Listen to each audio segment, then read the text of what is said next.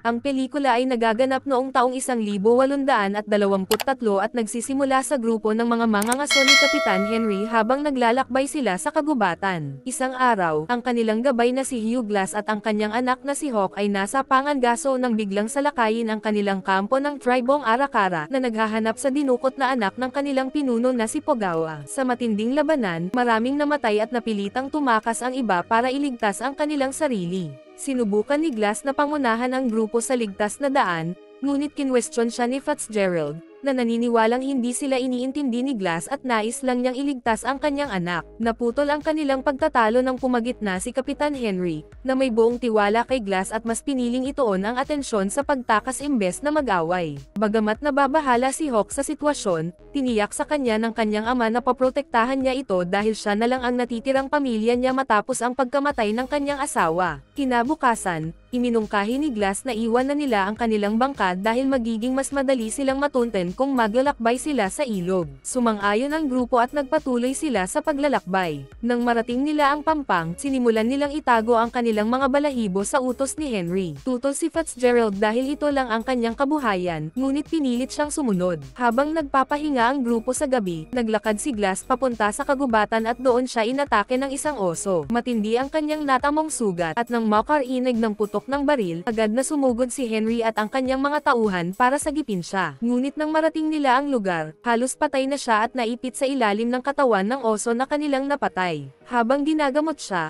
iniutos ni Henry sa grupo na siguruhing ligtas ang paligid dahil baka narinig ng mga katutubong mandirigma ang putok ng baril. Sa kabutihang palad, nanatili silang ligtas sa gabing iyon. Kinaumagahan, nagpasya silang magpatuloy patungo sa Fort Kiowa habang pasan ang sugatang si Glass sa gitna ng matinding lamig.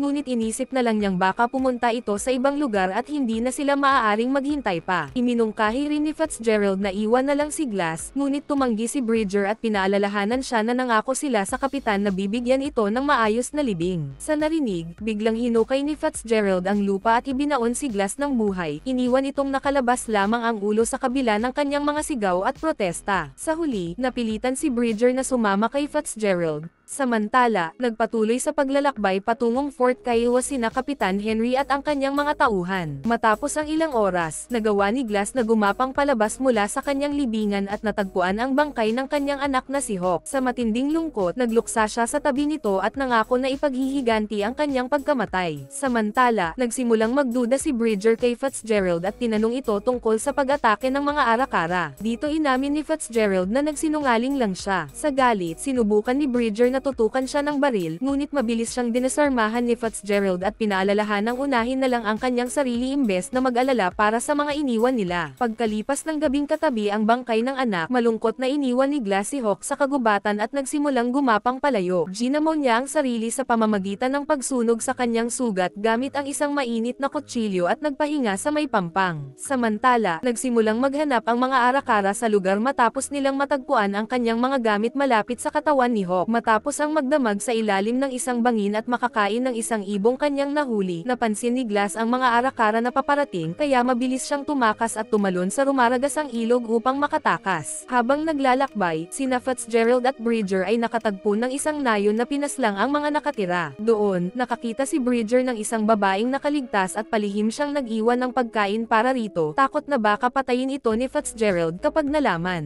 Kinagabihan, inamin ni Bridger na hindi pa rin siya sigurado kung tama ang ginawa nilang pag-iwan kay Glass. Ngunit sinabi ni Fitzgerald na wala silang pagpipilian, kung hindi nila ginawa iyon, maaaring napahamak din sila dahil sa pagiging pabigat ni Glass sa kanilang grupo. Samantala, matagumpay na nakalabas si Glass mula sa ilog at nagpatuloy sa kanyang paglalakbay sa gitna ng ligaw na kagubatan. Doon, nakasalubong niya ang isang pony na nagngangalang Hikek na sa unay inisip na isang banta si Glass. Ngunit matapos magmakaawa ito ng pagkain at ikwento ang kanyang sugat at pagtataksil ni Fitzgerald, naawa si Hikek. Sinabi niya kay Glass na ang paghihiganti ay nasa kamay ng may kapal. Habang nagkakasundo sila, ibinahagi ni Hikek ang kanyang pagkain at tinulungan siyang sumakay sa kanyang kabayo. Samantala, sina Fitzgerald at Bridger ay nakarating na sa Fort Kiowa at sinabi kay Kapitan Henry na patay na si Glass at hindi nila alam kung ano ang nangyari kay Hawk. Nang ibigay ang gantimpala, tumanggi si Bridger na tanggapin ito. Sa kagubatan, habang bumabagyo ng nyebe, inalagaan ni Hikek si Glass. Gumawa siya ng silungan at ginamo ang ang kanyang sugat hanggang sa tuluyan siyang nakabawi ng lakas. Ngunit paggising ni Glass kinabukasan, natagpuan niyang nakabitin sa puno si Hikek, pinatay ng mga mangangaso mula sa Pransya. Sa kanyang galit, palihim siyang pumasok sa kampo ng mga Pranses at nakita ang kanilang pinuno na ginagahasa si Pogawa. Sinugod niya ito at tinulungan si Pogawa na makaganti sa pamamagitan ng pagsaksak dito. Pagkatapos, binaril ni Glass ang ilan sa mga mangangaso at tinakot ang iba upang magsitakas. Ngunit sa laban, nawala ang kanyang kantin. Kinabukasan, lalo pang lumala ang sitwasyon nang bigla siyang salakayin ng mga arakara. Sa isang malagim na pangyayari, napilitang tumakbo si Glass ngunit nadala ang kanyang kabayo sa isang bangin. Sa matinding pagkakabagsak, pinatay niya ang kabayo, binuksan ang loob nito, at doon nagtago upang makaligtas sa matinding lamig ng gabi. Samantala, isang Pranses na nakaligtas ang dumating sa fort at nakiusap kay Henry na patuloyin siya. Matapos siyang tanggapin, kinwento niya ang pag-atake ng isang hindi kilalang lalaki na pumatay sa marami sa kanyang mga kasamahan. Habang inaalok niya ang kanyang mga gamit bilang kapalit ng pananatili niya sa kampo, napansin ni Bridger ang kantin niya, ang parehong kantin na iniwan niya kay Glass. Agad niyang tinanong ang Pranses kung saan ito nakuha, ngunit hindi nito alam ang tunay na may-ari. Sa sandaling iyon, napagtanto ni Fitzgerald na buhay pa si Glass. Nang tanungin ng kapitan ang Pranses kung saan ang kanilang kampo, agad siyang nag-organisa ng isang pangkat upang hanapin sina Hawk at Glass. Nag-alala si Fitzgerald na malalantad ang kanyang kasinungalingan. Sa kanilang paghahanap, natagpuan nila si Glass na sobrang nanghihina, ngunit wala si Hawk. Agad siyang tinulungan ni Henry, at sa kanilang pagbabalik sa fort, isiniwalat ni Glass ang ginawa ni Fitzgerald. Nagutos si Henry na hanapin si Fitzgerald ngunit nalaman nilang tumakas na ito dala ang lahat ng pera. Nang dumating si Glass sa kampo, galit na binugbog ni Henry si Bridger dahil sa pakikipagsabuatan kay Fitzgerald. Sinubukan ni Bridger ipaliwanag ang kanyang panig, ngunit walang naniwala sa kanya. Matapos gamutin ang kanyang mga sugat, kinumpirma ni Glass na nagsasabi ng totoo si Bridger, wala ito nang patayin ni Fitzgerald si Hawk. Inamin niyang nilinlang siya ni Fitzgerald at napilitan lamang siyang sundin ang mga utos nito. Sa puntong ito, ibinunyag ni Henry na nakatakas na si Fitzgerald. Nagpa siya si Glass na habulin siya, ngunit pinigilan siya ni Henry at sinabihang magpahinga muna. Nabahala ang kapitan sa kalagayan niya, ngunit sinabi ni Glass na wala na siyang pakialam kung mamatay siya. Pumayag si Henry na samahan siya,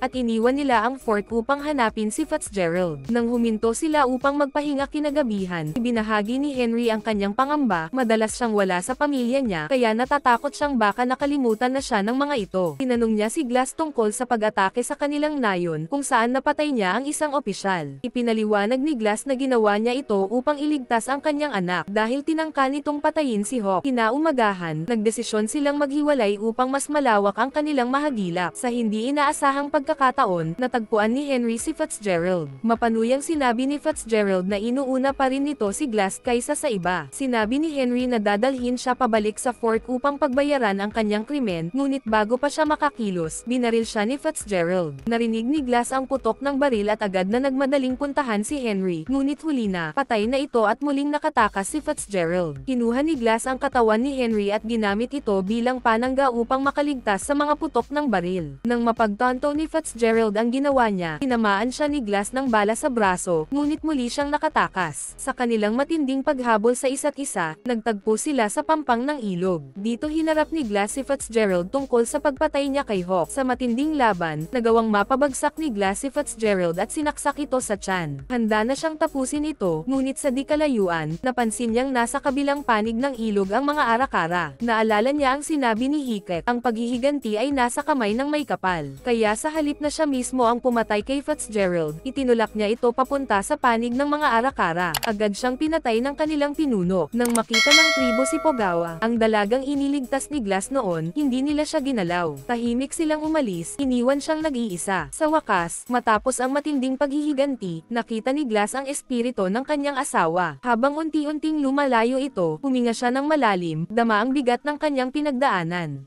Mag-subscribe na kung hindi ka pa nakasubscribe, pindutin na rin ang notification bell at like button para sa marami pang movie recap katulad nito, at mag-iwan ng comment down below. And as always, thank you for watching.